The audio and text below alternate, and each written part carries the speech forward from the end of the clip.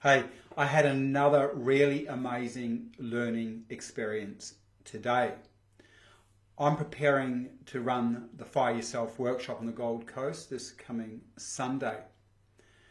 The workshop is all about building yourself out of the business so it runs independently of you. So you're not required in the day-to-day running of that business. Now this is important because if you want a really good lifestyle, that's what you have to do. And to be honest, 99% of business owners, because of how they're programmed, build themselves into their business and become trapped in their business and become roadblocks in their own business.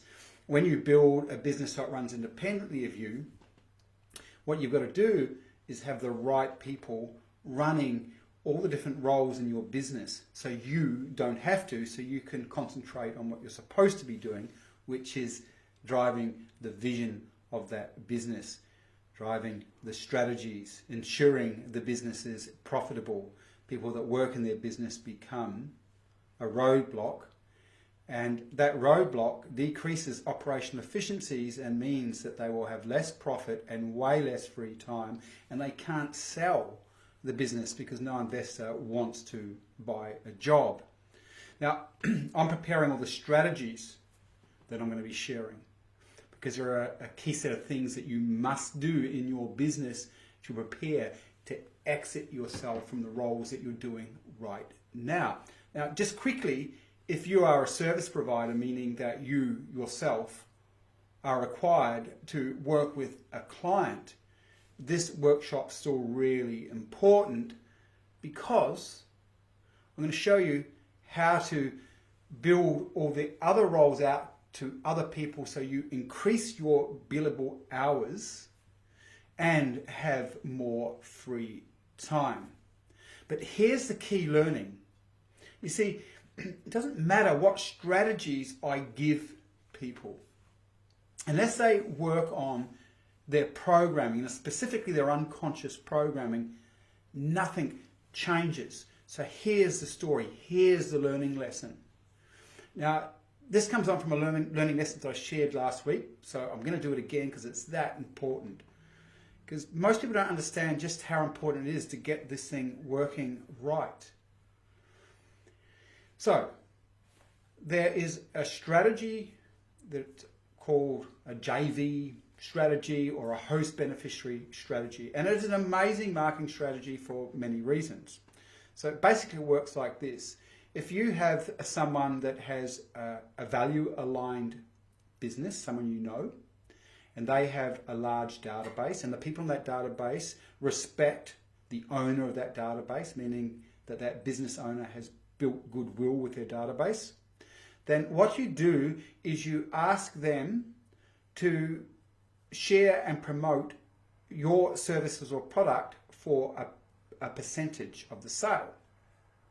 Now, the reason this works is you are aligning with someone who has more power than you over the people on their database.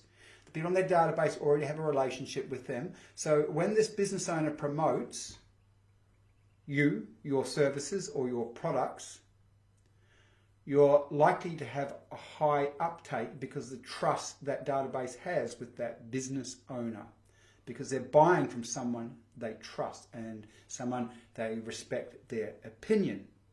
So first of all, that's a no-brainer. You'll have a far greater uptake of your products or services. And secondly, you don't spend a cent on advertising until a sale is made. So therefore you have no risk. So that is as good as it gets when it comes to marketing. Now, I just want to talk about this thing here for a moment. So I shared this last week. I'm going to go through it again. I'm going to tell you another example of the same thing.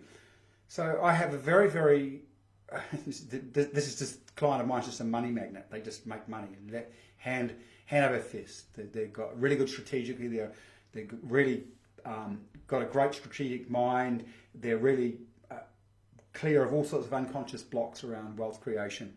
So I send them this request saying, hey, you want to earn some money for nothing? pretty much you just got to promote this to your database, and I'll give you X percentage, and I'll even give you the emails and stuff and social media posts that you can use to promote it. Within 10 minutes they came back going, yeah, yeah. Why? Because they understood there's passive income for them. Income for not doing any work. Another client that I've started working with has many money blocks. And I think we'd sent them about 3 requests saying, do you want to do this as well? So something we're going to be doing down in Melbourne. And anyway, they didn't hear back from them. And again, sent another thing, didn't hear back from them.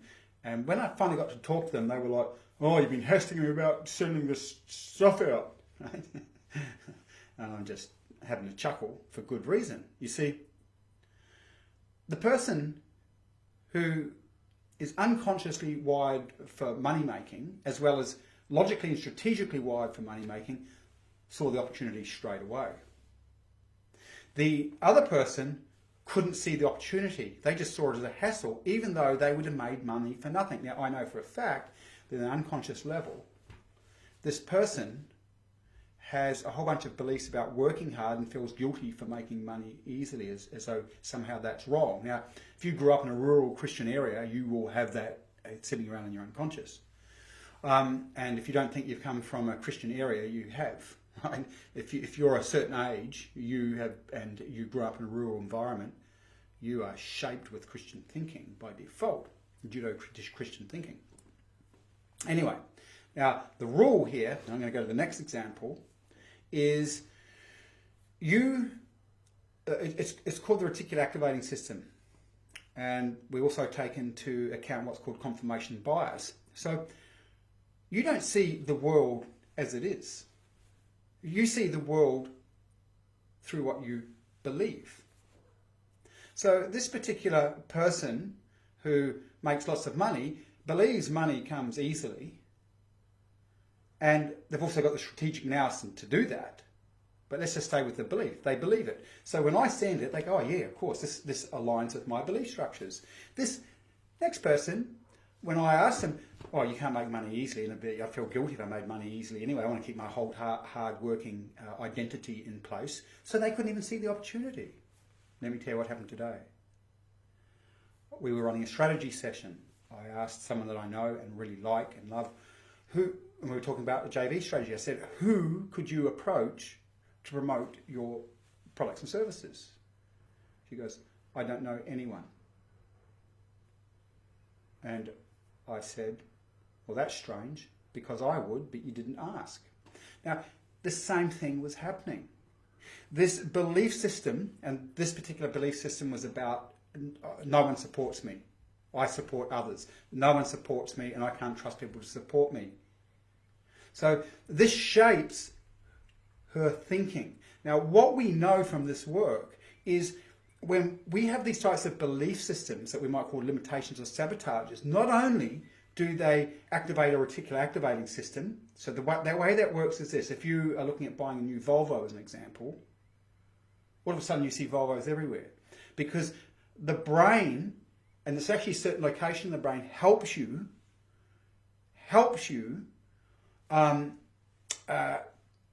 hone in on the things that you're interested in. This is why with advertising as an example, you can be really spot specific with headlines and things like that to a pain point, because even though the person can't see it in the periphery vision, the unconscious, the reticular activating system will pull that person in to see that headline because it matters to them. It's a problem that they really want to solve, even though they don't see anything else on the page.